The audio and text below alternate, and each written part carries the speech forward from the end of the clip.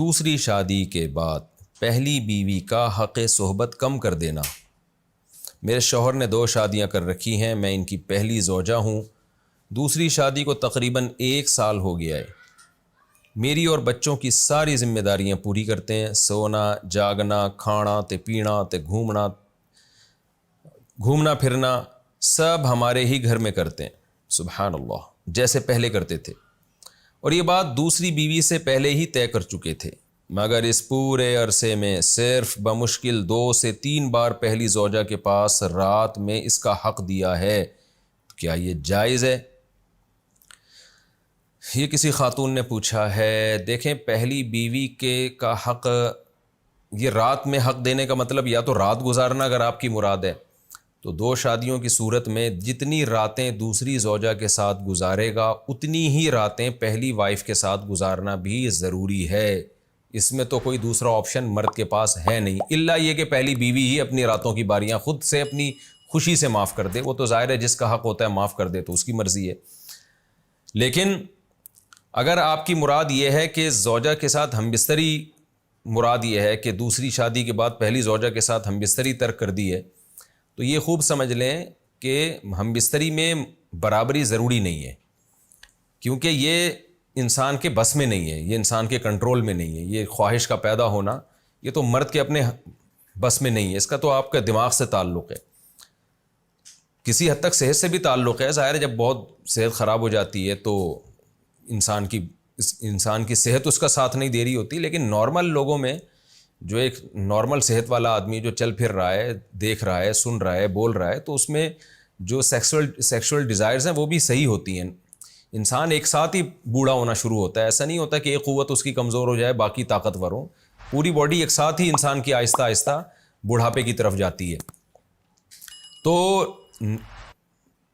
Normally تو مردوں میں جو یہ ڈیزائرز کم ہو جاتی ہیں، یہ کوئی فزیکل کوئی فٹنس کی وجہ سے نہیں ہوتی، بلکہ مینٹلی طور پر انسان کا کبھی ایک طرف جانے کا دل چاہتا ہے، کبھی دل نہیں چاہتا۔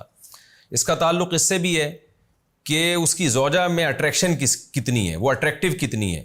ایک آدمی کی بیوی بہت زیادہ بدصورت ہے اور دوسری بیوی بہت زیادہ خوبصورت، تو ظاہر ہے اس کا یہ تو نیچرل ہے کہ اس کا خوبصورت بیوی کی طرف رجحان زیادہ ہوگا، جو بدصورت ہے اس کی طرف رجحان کم ہوگا۔ اب وہ بدصورت وائف اگر یہ سمجھنا شروع کر دے کہ شوہر جو ہے وہ کمزور ہو گیا ہے، یعنی جنسی قوت کے معاملے میں، تو یہ غلط ہوگا، اس لیے کہ ظاہر ہے اس میں اٹریکشن کم ہے اس کو، تو یہ تو نیچرل ہے۔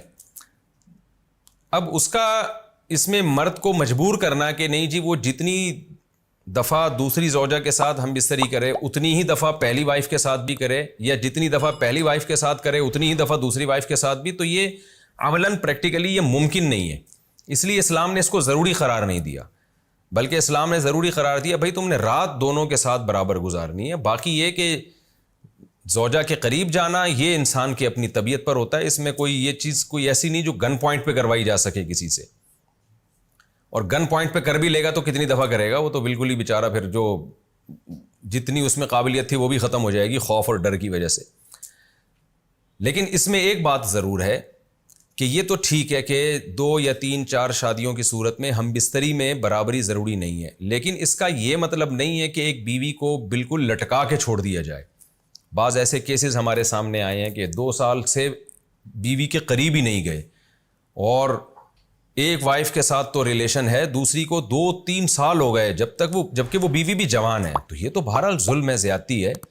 اتنا بھی انسان میں نہیں ہوتا، کچھ تو مصنوعی طور پر بھی اگر اس میں ڈیزائرز پیدا نہیں بھی ہو رہی ہیں تو وہ ایسا نہیں ہوتا کہ انسان بالکل ہی اپنے آپ کو وہ سمجھے کہ میرے اندر ڈیزائرز نہیں ہے تو کچھ کر ہی نہ سکے وہ۔ تو اس لیے جوان عورت کے بارے میں حضرت عمر رضی اللہ تعالیٰ عنہ کا جو ایک اصول تھا کہ انہوں نے مجاہدین کو حکم دیا کہ 4 مہینے سے زیادہ کوئی مجاہد اپنی بیوی سے دور نہیں رہے گا۔ وجہ اس کی یہ کہ انہوں نے تفتیش کی کہ بھئی عورت کتنا صبر کر سکتی ہے زیادہ سے زیادہ مرد کے بغیر، تو جو اس وقت جو ان کے سامنے اس وقت کی تحقیق کے مطابق جو بات سامنے آئی وہ یہ کہ عورت کے صبر کی انتہائی مدت وہ 4 مہینے ہے۔ تو حضرت عمر نے قانون بنایا کہ بھئی کوئی بھی مرد اپنی بیوی سے 4 مہینے سے زیادہ دور نہیں رہے گا۔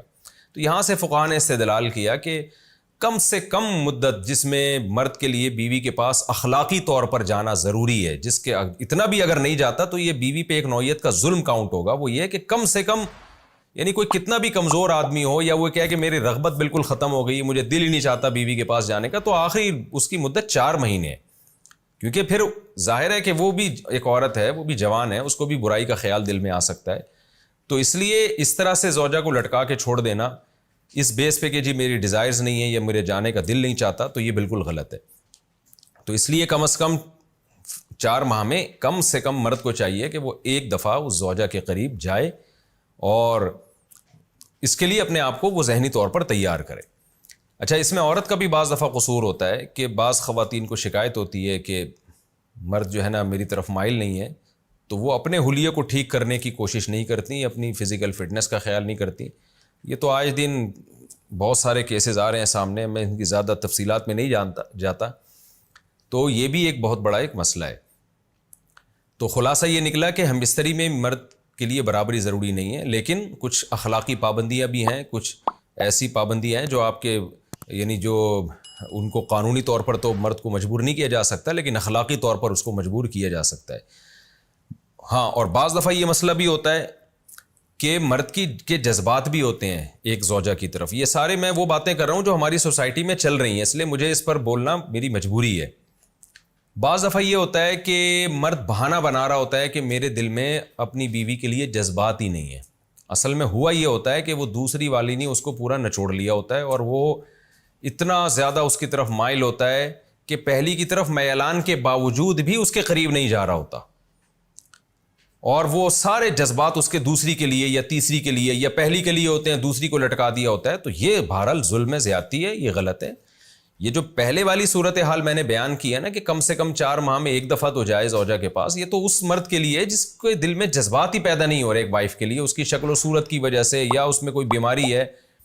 لیکن اگر جذبات پیدا ہو رہے ہیں اور پھر بلا وجہ جو ہے وہ صرف ایک کو خوش کرنے کے لیے دوسری کو لٹکا کے چھوڑ دے اور بہت طویل عرصے تک اس کے قریب نہ جائے، تو بہرحال یہ بہت یعنی ایسی چیز ہے جس پہ شریعت اس کو پسند نہیں کرتی. کیونکہ قرآن کیا کہہ رہا ہے کہ بھئی عدل نہیں کر سکتے تو 2-3 شادیاں مت کرو. تو عدل کے مفہوم میں کچھ چیزیں تو قضاً واجب ہیں، کچھ دیانتاً واجب ہیں، کچھ اخلاقاً واجب ہیں. قضا، دیانت اور اخلاق کا فرض کا جو فرق ہے وہ علماء جانتے ہیں، میں اس کی زیادہ ڈیٹیل میں نہیں جا رہا. بہرحال مرد کی یہ ذمہ داری ہے کہ اس طرح سے شادی کے بعد زوجہ کو لٹکا کے چھوڑ دینا اور صرف اس کو تفریحات میں گھمانا پھرانا، ان چیزوں کا خیال کرنا یہ ٹھیک نہیں ہے.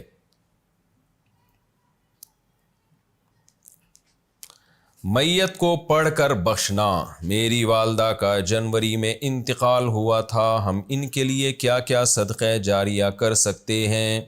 نیز کیا ان کو کچھ پڑھ کر بخش سکتے ہیں؟ یہ کہاں تک صحیح ہے اور کیا اس کا ثواب میت کو پہنچتا ہے؟ مسز عمر ریاض سے. قرآن کی تلاوت وغیرہ پڑھ کے میت کو ثواب پہنچانا، جس کو ایصال ثواب کہتے ہیں، اس میں یہ اختلافی مسئلہ ہے. احناف کے ہاں یہ جائز ہے، بعض فقہا اس کی حقیقت کے قائل نہیں ہیں. تو انسان کو ایک فقہ کو فالو کرنا چاہیے اور دوسرے فقہا کا بھی احترام کرنا چاہیے. اس کے دلائل کیا ہیں احناف کے، وہ میں کئی بار مسائل میں ریکارڈ کروا چکا ہوں، مضبوط دلائل ہیں. لیکن اتنی بات تو بہرحال ثابت ہے کہ اتفاقی چیز کیا ہے، وہ یہ ہے کہ پیسوں کا صدقہ کیا جائے. اس میں تمام فقہا کا اتفاق ہے کہ اس کا ثواب میت کو، جو بھی یعنی معتد بھی فقہا ہیں جو ان کا اتفاق ہے کہ اگر آپ پیسے صدقہ کرتے ہیں یا کوئی کنواں کھدوا دیتے ہیں یا کوئی اور صدقہ جاریہ کا انتظام کرتے ہیں تو اس کا ثواب تو بہرحال یقینی پہنچتا ہے.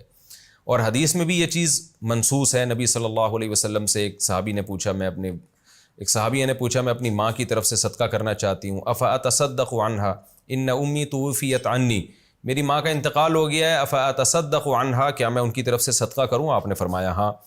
تو اس لیے زیادہ فوکس جس چیز کو کرنا چاہیے وہ ہے پیسے صدقہ کریں اپنی والدہ کے لیے، اور کوئی مدرسہ بنا دیں، مسجد بنا دیں، یا مسجد میں تعاون کر دیں، یا مدرسے میں تعاون کر دیں، یا یتیم خانے میں تعاون کر دیں. اس طرح سے کوئی بھی صدقہ جاریہ ہو یا ویسے ہی کوئی صدقہ کسی غریب کی مدد، اور دل میں نیت کر لیں کہ اس کا ثواب میری والدہ کو پہنچے، تو یہ انشاءاللہ آپ کی والدہ کو ثواب پہنچے گا. میں بھی دل سے دعا کرتا ہوں اللہ تعالیٰ آپ کی والدہ کی مغفرت فرمائے اور ان کے درجات کو بلند کرے.